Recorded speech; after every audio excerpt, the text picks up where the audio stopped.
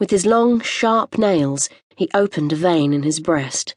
When the blood began to spurt out, he took my hands in one of his, holding them tight, and with the other seized my neck and pressed my mouth to the wound so that I must either suffocate or swallow some of the... Oh, my God, what have I done? Lacey closed her Kindle. Jesus, she'd forgotten what a creepy book Dracula was. A phantom that gained power from the blood of its prey, that grew stronger with every fresh victim it claimed. It was a truly horrible thought. And now, people were being led to believe there was a real one running around South London. It was no wonder they were getting twitchy. She got up off the sofa and stretched. There was noise in the street outside. People gathered just above her window. Lacey walked across and pulled the curtains apart an inch. Kids, one of whom looked like Barney, and something was up. They were edgy, nervous. Waiting for Barney to open the front door, they kept glancing down the street. She was half tempted to go out, make sure they were okay.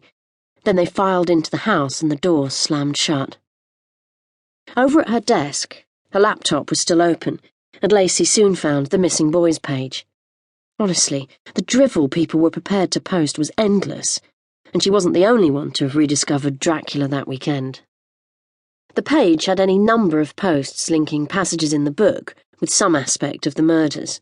Most of the connections seemed pretty spurious. A number of the posts were from self-proclaimed vampires, all of them with glamorous names. Others, rejecting outlandish and sensationalist labels, talked about the very real condition of being obsessed by the sight of their own blood. I can't explain my need for blood. I think about it all the time, craving the smell, the sight, the taste of it. It's like a secret I share with myself, and my sharp knife, I suppose. LOL. It's like a scream building up inside me. When it gets to the point where I have to let go, I cut. Just those first few droplets of blood oozing up through my skin are enough to make me feel better. Sometimes I don't even have to taste it, although I always do. It's getting harder and harder to hide what I do from my mum.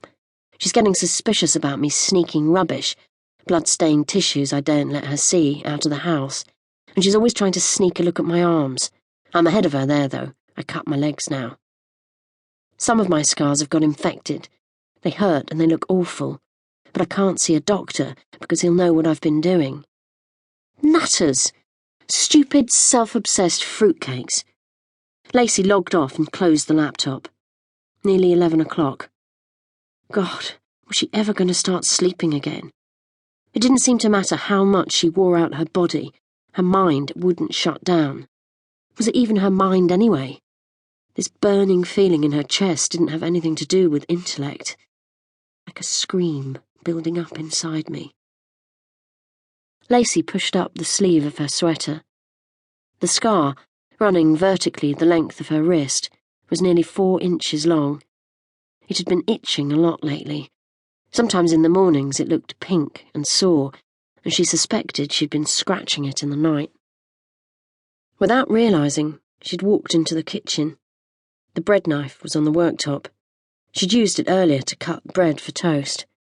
It was probably the sharpest knife she had. She picked it up, realising, possibly for the first time, how comfortable knives felt, how well they seemed to fit in the hand. There were smears on the blade and crumbs left over from the bread. She should wash it, really. If you were going to cut yourself, it should be with a clean knife. She reached out to turn on the tap and hold the knife in the water, while the saner, smaller part of her yelled, "Lacey, what the hell do you think you're doing?" The sound of the text message made her jump, as though she'd been caught in the act of something shameful. She dropped the knife in the sink and found her phone. She didn't recognise the number, and yet she could count on the fingers of one hand how many people had her private number. The words of the text didn't register for a second, but then, good God, was this some kind of sick joke? Body of Tyler King found at Deptford Creek, Theatre Arm Marina. Enter through lockup yard. Come now.